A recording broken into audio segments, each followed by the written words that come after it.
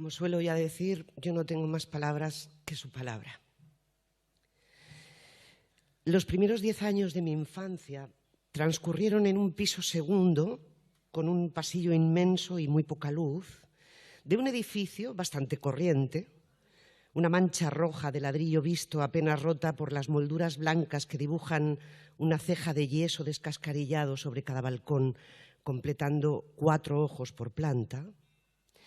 Un ejemplar típico, casi vulgar, de las construcciones que en el siglo pasado imprimieron carácter y hasta personalidad al barrio de Madrid donde ha sucedido la mayor parte de los episodios de mi vida y de mis libros.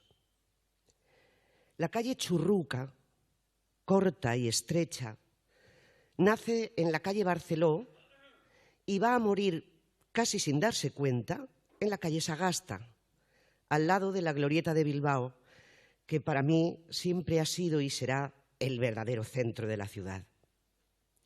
Muy cerca de la esquina con Apodaca, sobre la oscura fachada de otra casa corriente, una placa pequeña, excesivamente discreta para la mirada del transeúnte que no ande buscándola, identifica el último domicilio del poeta Manuel Machado.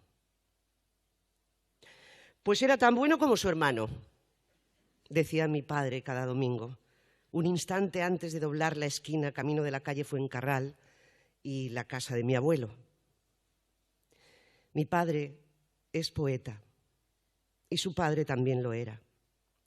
Y por eso yo empecé muy pronto a fijarme en las placas de las calles y a aprenderme poemas de memoria. Pero el motivo que escondía nuestra obligada visita de los domingos, una cita de puntualidad inquebrantable, pertenecía al rango de los más prosaicos. Padre e hijo se reunían ante el televisor para contemplar juntos el partido de la Liga de Fútbol que la primera cadena retransmitiera aquella semana, sin fijarse mucho en la calidad de los equipos que iban a enfrentarse, en su clasificación o en cualquier otro detalle que pudiera añadir o restar interés al espectáculo. Ellos veían el fútbol, simplemente. Y todos los demás teníamos que estar callados. La casa de mi abuelo, tan característica del paisaje de mi barrio como la de mis padres, pero mejor, más grande, casi señorial, podría haberse confundido con el escenario de muchas novelas madrileñas de Galdós. En la zona exterior, las habitaciones amplias de altísimos techos no desembocaban en pasillo alguno, sino que se abrían unas a otras para formar una pequeña red de espacio compartido, todos esos huecos ciegos que se designan airosamente como gabinetes, en la que era muy difícil imponer un silencio uniforme. Para lograrlo, las mujeres de mi familia, que pasaban el rato alrededor de una mesa camilla cotilleando entre susurros, desterraban a los niños al comedor y nos obligaban a entretenernos con la boca cerrada, unas cuartillas de papel y unos lápices de colores. En esas circunstancias empezó mi carrera literaria. Ahora, cuando tengo la sensación de estar empezando a dominar algunos trucos de este oficio, podría confesar que el fútbol me hizo escritora. Pero será más exacto, más sincero, declarar que empecé a escribir porque nunca he sabido dibujar. Mi hermano Manuel pintaba casa y cercas, chimeneas y animales, nubes y pájaros, niños y niñas montando a caballo. Yo intentaba imitarle, pero apenas obtenía las amorfas siluetas de algo vagamente parecido a una vaca con jorobas sobre las 4 patas de una mesa sin tablero. Y me aburría. Y me ponía tan pesada como cualquier niño que se aburre. Hasta que una tarde alguien, mi madre, mi abuela, mi tía Charo, ya no lo recuerdo bien, me ofreció una solución que resultaría definitiva. Desde entonces, todos los domingos invertía los 90 minutos del partido en escribir el cuento. Porque yo solo tenía una historia que contar. Yo escribía siempre el mismo cuento. Mi familia conserva todavía algunas versiones semanales de este relato, que siempre estaba escrito en tercera persona, aunque hablaba de mí más y más explícitamente que ningún otro texto que haya llegado a escribir después. El argumento puede resumirse en media docena de frases. Una niña burguesa, este era un detalle importante, nacida en una casa auténtica, una casa con tejado y paredes, describía yo entonces, era apenas un bebé cuando su niñera la sacaba a pasear en su cochecito e inexplicablemente la perdía en un parque. Cuando la caravana de un circo que abandonaba la ciudad pasaba a su lado, una joven gitana se apiadaba del bebé perdido y lo recogía para criarlo junto al resto de sus hijos.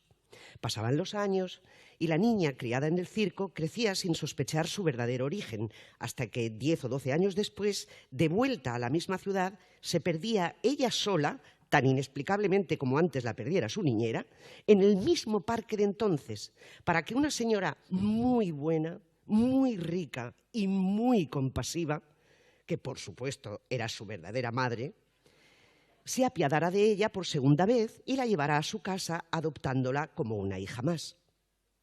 Desde ese momento, la protagonista de mi cuento vivía sometida al tormento de escuchar que no era hija de su madre, porque la había recogido por caridad de unos gitanos y por eso sus hermanos la despreciaban y hasta los criados se burlaban de ella.